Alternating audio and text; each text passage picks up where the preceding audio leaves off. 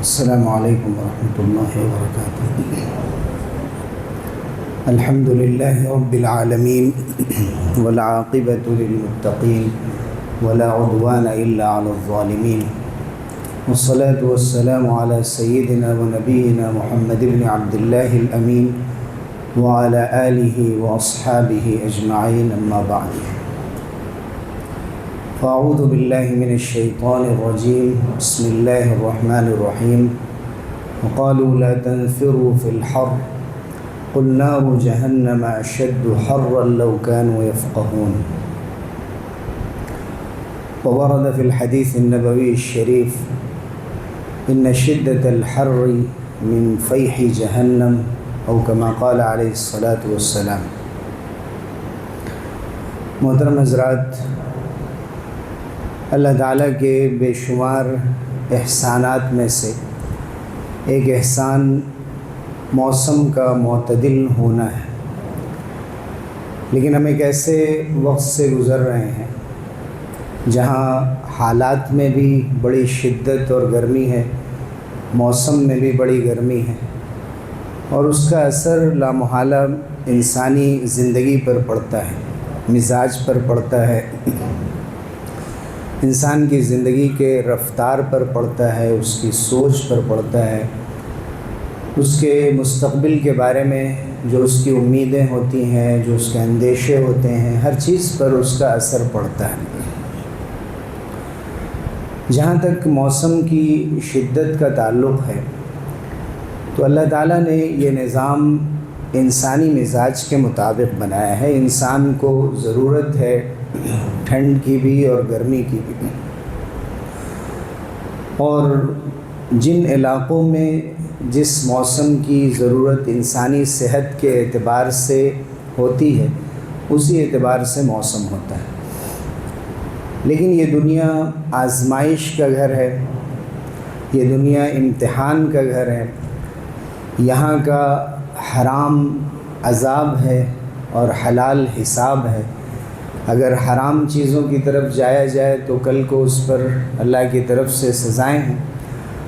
اور اگر حلال کے ساتھ زندگی گزاری جا رہی ہے تو ایسا نہیں ہے کہ ہم فارغ ہو جائیں گے، بلکہ اس پر بھی اللہ کے یہاں حساب دینا ہے کہ میری نعمتیں کتنی ملی تھیں اور تم نے کیا کیا،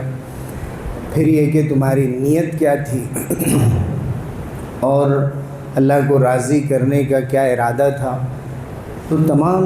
چیزیں ایسی ہیں کہ جو ہمیں ایک ہوشمند مومن کی طرح زندگی گزارنے کی دعوت دیتی ہیں۔ اس لیے فرمایا گیا کہ وَالْآخِرَةُ خَيْرٌ لِمَنِ اتَّقَى، بالآخر آخرت ہی بہترین جگہ ہے ان لوگوں کے لیے جو تقوی اختیار کرنے والے ہیں۔ وَالْآخِرَةُ خَيْرٌ وَأَبْقَى، آخرت ہی بہتر ہے اور وہی باقی رہنے والی جگہ ہے۔ اس دنیا میں اللہ تعالیٰ نے رات دن کا نظام بنایا، سورج اور چاند کا نظام بنایا۔ یقلب اللہ اللیل والنہار، اللہ تعالیٰ دن اور رات کو پلٹتا رہتا ہے۔ ان فی ذلک لعبرۃ لأولی الابصار، اس میں نشانیاں ہیں ان لوگوں کے لیے جو دیکھنے والے ہیں اور آنکھیں رکھنے والے لوگ۔ یہ گرمی جس سے ہم گزرتے ہیں اور علاقے کے اعتبار سے یہاں کی گرمی دوسرے بہت سے علاقوں کی گرمی سے کم ہے، نسبتاً کم ہے۔ جہاں 50 ڈگری سیلسیس تک درجہ حرارت ٹیمپریچر بڑھ جاتا ہے، اس سے بھی زیادہ بڑھ جاتا ہے، ایسی سخت گرمیوں میں اس سال کے اکثر حصوں میں لوگ رہتے ہیں۔ جب ہمیں اللہ تعالیٰ ایک راحت دیتے ہیں کہ 3-4 بجے کے بعد یہاں کا موسم معتدل ہونے لگتا ہے، تو ہمیں اللہ کا شکر سب سے پہلے ادا کرنا چاہیے کہ اللہ تعالیٰ نے ہمیں سخت موسم میں بھی کچھ نہ کچھ ایسی ہوائیں عطا فرمائی ہیں کہ جن سے کچھ ٹھنڈک حاصل ہو سکے۔ اور اس کے ساتھ ساتھ پھر اس بات کو یاد کرنا، جب دوپہر کے وقت جہاں ایڈوائزری جاری ہوتی ہے کہ سخت گرمی ہے اور یہ موسم اور شدید ہوتا جائے گا، کام کے اوقات آپ اپنے لیے ایسے متعین کریں کہ اگر آؤٹ ڈور کام کرنا ہو اور آپ کے اختیار میں ہو تو ایسے اوقات میں کریں جو 10 اور 4 بجے کے یا 3 بجے کے بعد ہو یا 10 سے پہلے ہو، اور یہ بتایا جاتا ہے کہ آپ پیاس کے بغیر بھی پانی پیتے رہیں اور ہائیڈریٹڈ رہیں، ڈی ہائیڈریٹڈ نہ ہوں۔ لیکن ان تمام احتیاطوں کے ساتھ ساتھ ہمیں یہ بھی سوچنا چاہیے کہ اللہ رب العزت نے یہ نظام بنایا ہے اور اسی کے ساتھ ہمیں زندگی گزارنی، اللہ سے دعائیں کرنی ہے کہ اللہ تعالیٰ موسم کی سختی کو کم کر دے، باران رحمت نازل فرما دے، اور یاد کرنا ہے کہ موسم کی شدت ہمارے لیے کسی بھی نیک عمل میں رکاوٹ نہ بنے، ہماری عبادتوں میں رکاوٹ نہ ہو، خیر کے کاموں میں رکاوٹ نہ ہو۔ جب غزوہ تبوک میں مسلمان جا رہے تھے، منافقین ایک دوسرے سے کہہ رہے تھے لا تنفروا فی الحر، کہ گرمی میں مت نکلو، سخت گرمی ہے۔ تو حضور صلی اللہ علیہ وسلم سے اللہ تعالیٰ نے فرمایا قل نار جہنم اشد حرا لو كانوا يفقهون، ان سے کہہ دیجئے کہ جہنم کی جو آگ ہے اس کی گرمی اس سے بہت زیادہ سخت ہے اگر یہ سمجھ رکھتے ہیں۔ اگر سخت ٹھنڈک کی وجہ سے، گرمی کی وجہ سے، بارش کی وجہ سے، تیز ہواؤں کی وجہ سے، موسم کی وجہ سے انسان سستی کاہلی کا شکار ہو جائے اور اپنے نیک اعمال کو چھوڑ دے، اپنی زندگی کی مصروفیات میں بہت احتیاط برتنے لگے اور بہت زیادہ آئسولیٹ ہو جائے اور اپنے آپ کی حفاظت پر حد سے زیادہ توجہ دینے لگے، نہ دنیا کے لیے کچھ کر سکتا ہے نہ آخرت کے لیے کچھ کر سکتا ہے۔ اس لیے حضور نے فرمایا کہ نار جہنم جزء من 70 جزءا من نار جہنم، نارکم ہذہ، تمہاری جو یہ حرکم تمہاری جو آگ ہے، اس سے جو گرمی پیدا ہوتی ہے، یہ جہنم کی آگ کے اگر 70 حصے کیے جائیں تو اس میں سے صرف ایک حصہ ہے، نارکم جزء من 70 جزءا۔ تو صحابہ نے یہ کہا کہ اللہ کے رسول، جہنم کے لیے بھی تو اتنی ہی گرمی کافی تھی، جہنم کے لیے اتنی گرمی کافی تھی، اتنی گرمی بھی ہمیں برداشت نہیں ہوتی۔ تو حضور نے فرمایا کہ نہیں، فضلت علیہا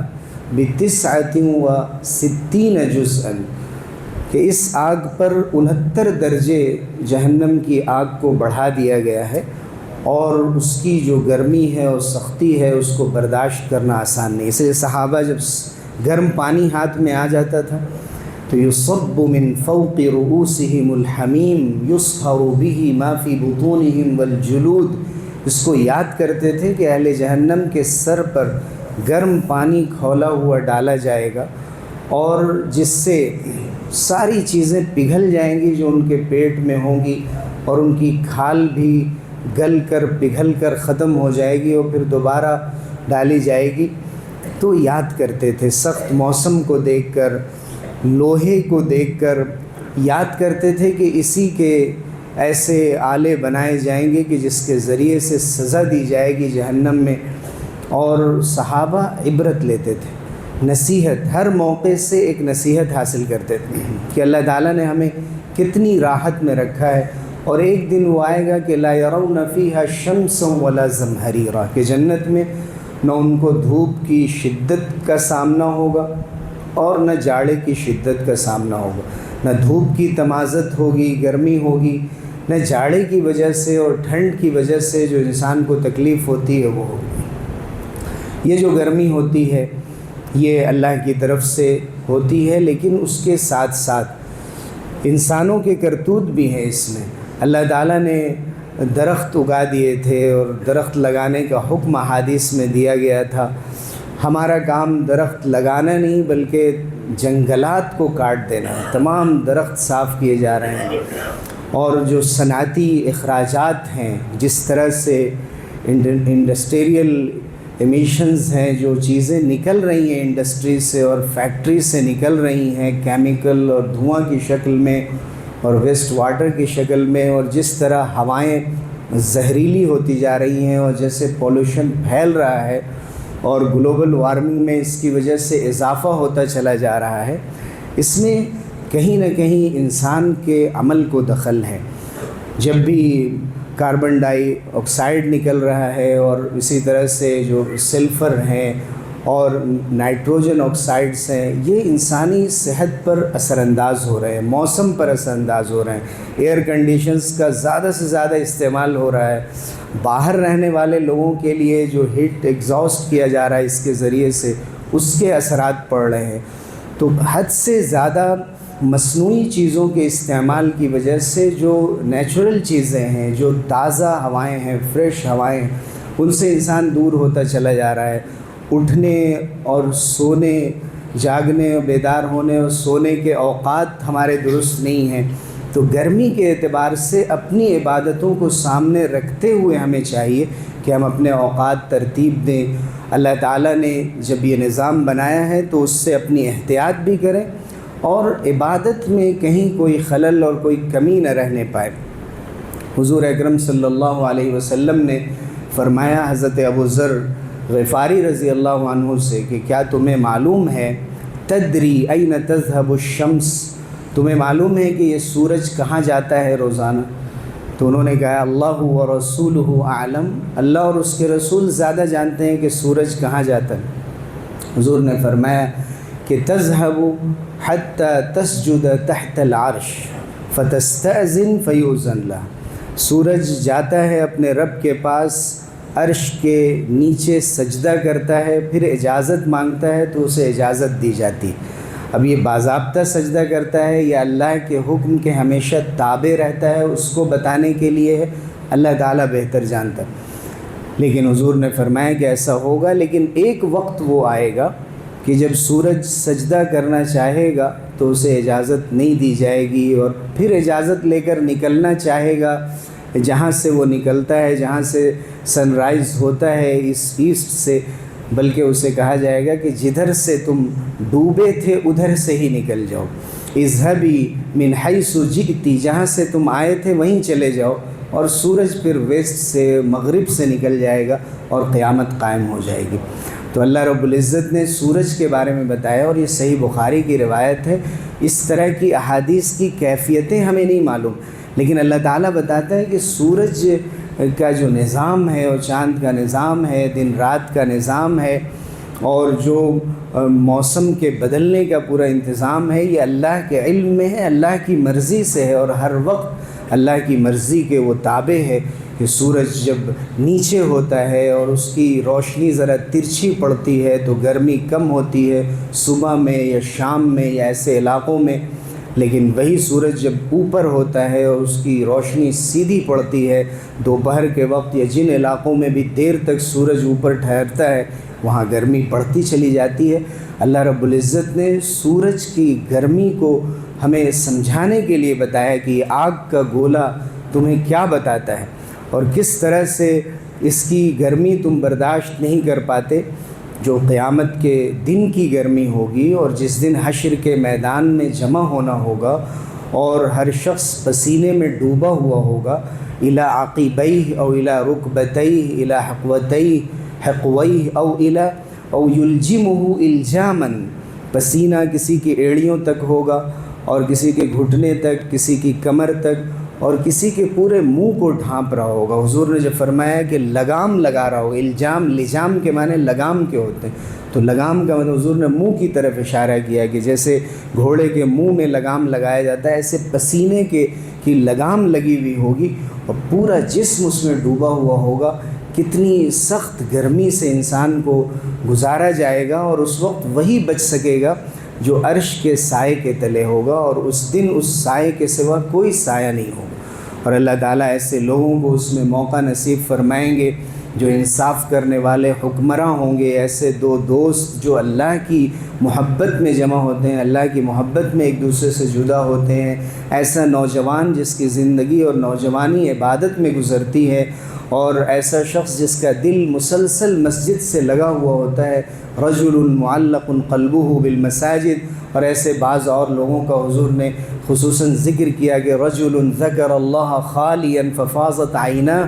ایسا شخص کہ جب وہ تنہائی میں اللہ کو یاد کرتا ہے تو رو پڑتا ہے۔ ان لوگوں کے لیے حضور نے بتایا ایسے 7 لوگوں کے لیے کہ جن کو عرش کے سائے کے تلے سایہ نصیب ہوگا۔ اللہ تعالی ہمیں ان لوگوں میں شامل فرمائے کہ بے داغ جوانی ہو اور ہماری عبادتیں زیادہ سے زیادہ ہوں، ہمارا دل مسجد سے لگا ہوا ہو۔ حضور صلی اللہ علیہ وسلم نے فرمایا کہ جہنم نے شکایت کی اللہ سے، اشتکت النار الی ربها، جہنم نے شکایت کی کہ اللہ اکل بعضی بعضا، میرا ہی کچھ حصہ دوسرے حصے کو کھا رہا ہے، اتنی سخت گرمی ہے کہ ہم خود برداشت نہیں کر پا رہے ہیں۔ اب اس کا کیا مطلب ہے، اس کی کیا کیفیت ہے، اللہ کو بہتر معلوم ہے۔ حضور نے فرمایا کہ شکایت کی، تو حضور اکرم صلی اللہ علیہ وسلم نے پھر فرمایا کہ اسے 2 مرتبہ سانس لینے کی اجازت دی گئی، نفس فی الصیف و نفس فی الشتاء، کہ گرمی میں ایک سانس لے اور سردی میں ایک سانس لے۔ حضرت حسن بصری فرماتے ہیں کہ جب وہ سانس گرمی میں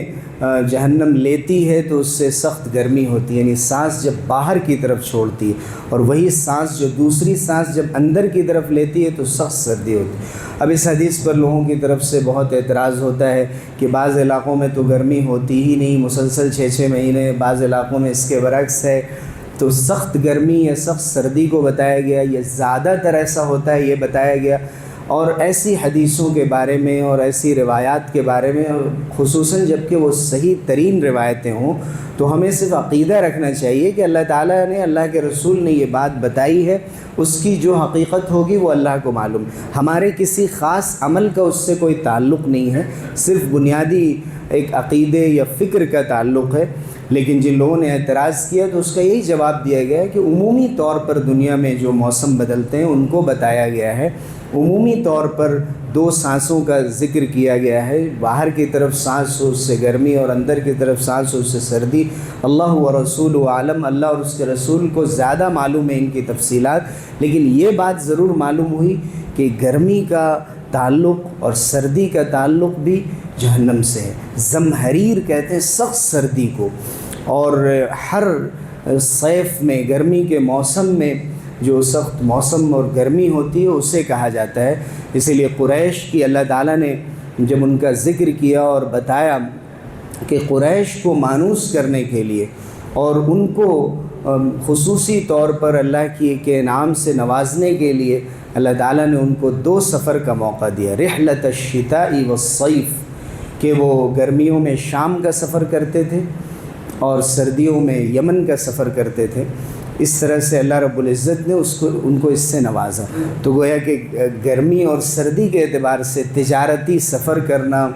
گرمیوں کی چھٹیوں میں اپنے پلان ترتیب دینا، یہ کوئی دین اور شریعت کے خلاف نہیں ہے، لیکن ہمیشہ ایسے موقع سے جب سارے لوگ غافل ہو رہے ہوں اور ایسے مقامات پر جاتے ہیں، ہل اسٹیشنز پر جاتے ہیں جہاں پر اللہ تعالیٰ نے ہواؤں کا اور بارش کا انتظام کر رکھا ہے، جہاں جا کر انسان تھوڑی دیر کے لیے راحت کی سانس لیتا ہے اور اس کے لیے زندگی آسان ہو جاتی ہے اور تازہ دم ہو کر دوبارہ اپنی مصروف زندگی میں واپس ہوتا ہے، ان سب کو اللہ کی نعمت سمجھے، ان سے صحیح فائدہ اٹھائے، نہ یہ کہ انسان اتنا غافل ہو جائے کہ اللہ کی نافرمانیوں کے ارادے سے ایسی جگہوں پر جائے، اور جن چیزوں کو وہ ناجائز سمجھتا ہو عام زندگی میں، جب ایسا وقت ہو جو غفلت کا ہو اور سارے لوگ مصروف ہوں کسی ایسے کام میں جس میں جائز اور ناجائز کی کوئی تمیز نہیں، تو انسان اپنے کو بھی ان میں شامل کر لے، یہ بات ایک مومن کی شان کے خلاف ہے۔ صحابہ کرام رضی اللہ عنہم اجمعین گرمیوں میں بھی اپنے نیک اعمال میں اور اضافہ فرمایا کرتے تھے۔ حضرت معاذ بن جبل رضی اللہ عنہ کی جب وفات کا وقت قریب آیا، جن کے بارے میں حضور نے فرمایا کہ حلال و حرام کے بارے میں سب سے زیادہ جاننے والے حضرت معاذ بن جبل رضی اللہ عنہ، اور بہت کم عمر ہوئی ان کی، 38-40 سال کی عمر ہوئی، اور جو امواس کے علاقے میں اس زمانے میں ایپیڈیمک وبا آئی تھی، اسی وبا میں ان کی شہادت ہوئی تھی، تقریباً 25,000 صحابہ اور تابعین شہید ہوئے تھے، اس موقع سے ان کی شہادت ہو گئی تھی۔ حضرت معاذ بن جبل رضی اللہ عنہ اپنی وفات کے وقت کہہ رہے تھے کہ اللہم انی کنت اخافک، اے اللہ میں زندگی بھر آپ سے ڈرتا تھا، والیوم انا ارجو، لیکن آج مجھے آپ سے بہترین امید ہے، اے اللہ میں نے زندگی اس لیے نہیں گزاری تھی کہ میں اس باغات میں اپنی زندگی گزاروں اور ہواؤں میں اور اچھے موسم میں اور سیر و تفریح میں اور دنیا کے لطف اور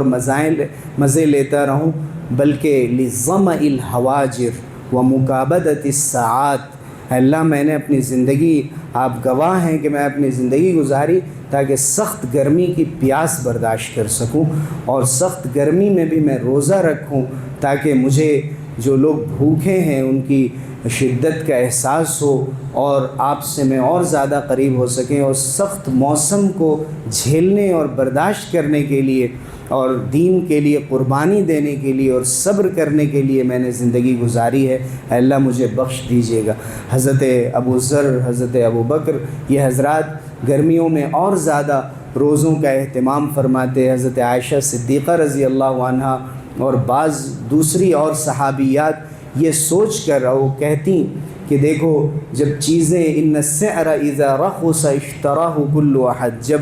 چیزوں کے دام کم ہو جاتے ہیں تو سب خرید لیتے ہیں، جب دام مہنگے ہوں اس وقت خریدنا بڑے دل گردے کی بات ہوتی ہے۔ تو جب سب لوگ روزہ چھوڑ دیں اور کہیں کہ ہم ٹھنڈے موسم کا انتظار کر رہے ہیں، تو وہ خوش نصیب جو کہیں کہ ہم اللہ کے لیے پیاسے رہ سکتے ہیں، اللہ کے لیے بھوکے رہ سکتے ہیں، اس لیے کہ اللہ رب العزت نے روزے میں جتنا ثواب رکھ دیا ہے، صبر کا، اخلاص کا، اس میں کوئی ریاکاری نہیں ہوتی ہے۔ اللہ نے پیر کے دن اور جمعرات کے دن اور ہر مہینے 13، 14 اور 15 تاریخ کو حضور اکرم صلی اللہ علیہ وسلم کے ذریعے سے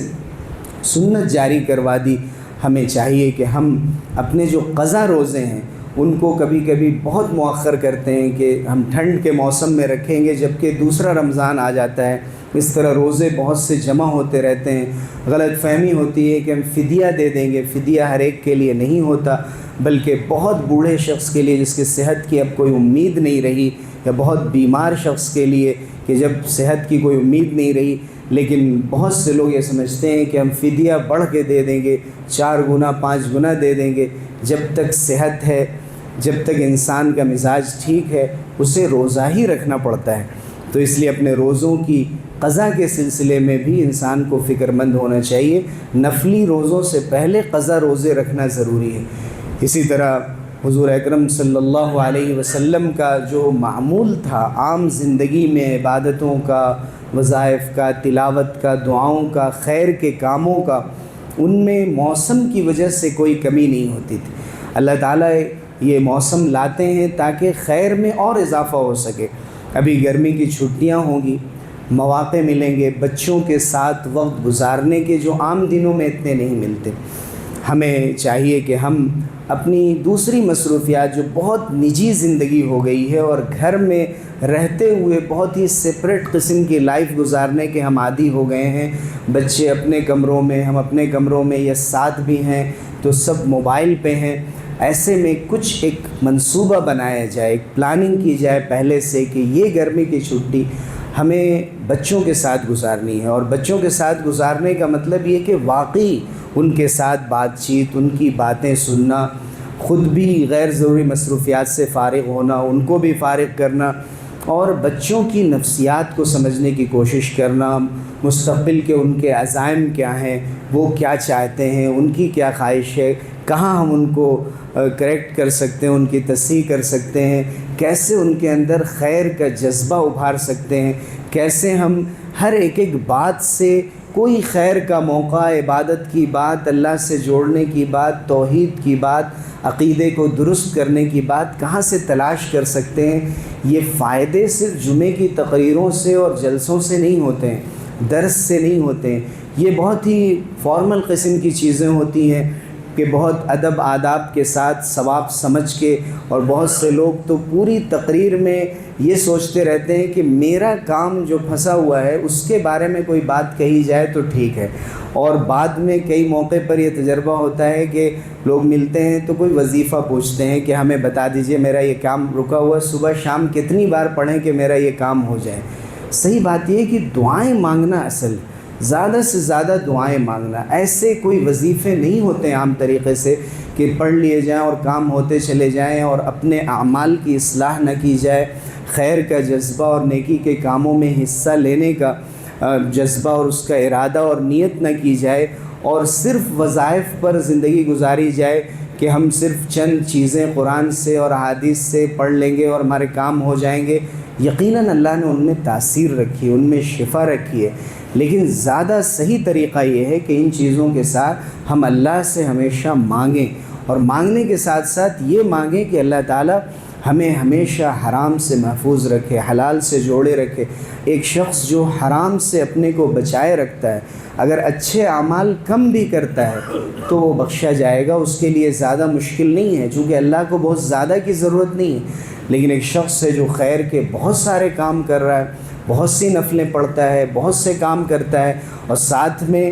مکروہ اور حرام اور اللہ کو ناراض کرنے والی چیزیں بھی جاری ہیں، تو وہ غلط چیزیں ان اچھے چیزوں کو مسلسل جلاتی رہتی ہیں، ان کو ختم کرتی رہتی ہیں۔ اس لیے ضروری ہوتا ہے کہ انسان باز رکھے، اپنے کو رک جائے، طے کر لے کہ رمضان پہ رمضان گزر رہے ہیں، جمعے پہ جمعہ آ رہا ہے، ایک عمرے سے دوسرا عمرہ، ایک حج سے دوسرا حج، آخر کون سا موقع آئے گا کہ جو ہمیں روک دے، ہماری اصلاح کر دے، ہمارے اندر تبدیلی پیدا کر دے، اور یہ سوچنے پہ مجبور کرے کہ ہمیں کسی مقصد سے پیدا کیا گیا ہے، ہم سیکنڈ ایڈیشن نہیں ہے، ہم ایک دوسرا ورژن نہیں ہے کسی دوسرے انسان کا، مستقل میری اپنی ایک حیثیت ہے، اور اللہ نے مجھے خاص کسی مقصد سے بنایا ہے کہ جس میں دوسرا شخص شریک نہیں ہے، مجھ سے کچھ کام لینا چاہتا ہے جو دوسرے نہیں کر سکتے۔ اس لیے ایسے مواقع پہ اپنے آپ کو تیار کرنا چاہیے۔ لوگوں کے لیے ٹھنڈے پانی کا انتظام ہے، غریب بچوں کے سمر کلاسز کا انتظام ہے، ان کے لیے سوچنا، ان سلم آبادیوں میں مکاتب کے قیام کرنے میں جو لوگ فکر مند رہتے ہیں ان کا ساتھ دینا، کہیں پر پڑھنے لکھنے کا انتظام کر دینا کہ اس گرمی کی چھٹی سے مزاج بنے اور پوری زندگی پھر وہ دین سے جڑ جائیں، دین کو سمجھنے لگیں۔ یہ فکر کرنا کہ کیسے لوگوں کے لیے سائبان کا اور سائے کا انتظام کیا جائے، اور کیسے شجرکاری کی جائے اور درخت لگائے جائیں زیادہ سے زیادہ، جس کی تعلیم دی حضور اکرم صلی اللہ علیہ وسلم نے، اس کی فضیلت بتائی کہ جو بہت سی چیزیں صدقہ جاریہ ہیں ان میں سے درخت لگانا بھی صدقہ جاریہ ہے۔ لا یکلف اللہ نفسا الا وسعها، اللہ انسان کو اتنا ہی مکلف کرتا ہے جتنا اس کے اندر صلاحیت اور طاقت ہے۔ ہم پودے لگا سکتے ہیں، گھنے درخت نہیں نکال سکتے۔ اللہ نے ہمیں صرف پودے لگانے اور پانی دینے کے لیے ہی کہا ہے، اس کے جو نتائج ہوتے ہیں وہ اللہ رب العزت کے حوالے ہوتے ہیں۔ اس لیے ہماری ذمہ داری ہے کہ ہم اللہ کی ان تمام نشانیوں کو سمجھیں، ہم اللہ کی نشانیوں کے دائرے میں ہیں ہمیشہ، جتنی بھی رات دن کا نظام اور جو چیزیں بھی عدلتی بدلتی رہتی ہیں، اسی طرح موسم کی طرح ہمارے زندگی کے حالات بھی آتے ہیں جاتے ہیں، کبھی بہتر ہیں ہمارے اعتبار سے، کبھی بدتر ہیں، کبھی دنیا میں جنگ ہے، کبھی صلح ہے، کہیں دوستی ہے، کہیں دھوکہ ہے، مستقل دنیا میں ایسے مسائل ہیں۔ اگر ہم خبروں میں لگے رہیں اور اپنی زندگی صرف فالو کرتے رہیں کہ آج کیا ہوا، کل کیا ہوا، تو یہ دنیا اتنی تیز، اتنی دھوکے باز، اتنی بدلتی ہوئی اور اتنی خطرناک ہے کہ کبھی حقیقت تک نہیں پہنچنے دے گی۔ جو حقیقت ہے ہمارے پاس وہ قرآن مجید ہے کہ جس کی کوئی چیز کبھی نہیں بدلتی۔ اس لیے ضرورت ہے کہ اپنا وقت قرآن میں لگائیں، اپنا وقت تاریخ کو پڑھنے میں لگائیں، سیرت کو پڑھنے میں لگائیں، ان چیزوں میں لگائیں کہ جو واقعی فائدے کی ہے۔ ہمیں بہت زیادہ خبروں میں جا کر نہ اپنی صحت خراب کرنی چاہیے، نہ بہت زیادہ اپنے آپ کو اپڈیٹڈ رکھ کے یہ سوچنا چاہیے کہ خدا نہ ایک پتا بھی ہمارے پڑھنے سے، نیوز پڑھنے سے اور فالو کرنے سے اور ہمارے آپس کے ڈسکشن سے کوئی ادھر سے ادھر نہیں ہوتا، چیزیں چلتی رہتی ہیں۔ اس لیے ایک وقت ہوتا ہے اس کا۔ پہلے زمانے میں لوگ صبح کے وقت نیوز پیپر دیکھ لیتے تھے، پھر دن بھر اپنی مصروفیات ہیں، لیکن آج ہم ہر سیکنڈ پہ دیکھتے ہیں اب کیا ہوا، پھر کیا ہوا، اور ہم میچ کی طرح دیکھ رہے ہیں۔ نہ ہمارا کوئی ارادہ ہے، نہ نیت ہے، نہ ہمدردی ہے، نہ غمخواری ہے، نہ کوئی دکھ ہے، نہ آنسو ہے۔ جو ہو رہا ہے دنیا میں، انسانی جانیں جا رہی ہیں، لاشیں تڑپ رہی ہیں، اب تو ہمیں عادی بنا دیا گیا ہے کہ دیکھو اور دل اپنے سخت کرو، کوئی بات نہیں ہے، مارے جانے کے قابل تھے۔ اللہ تعالی ہمیں صحیح فکر سے نوازے، صحیح سوچ سے نوازے، ایمان پر باقی رکھے۔ آمین وآخر دعوانا الحمدللہ۔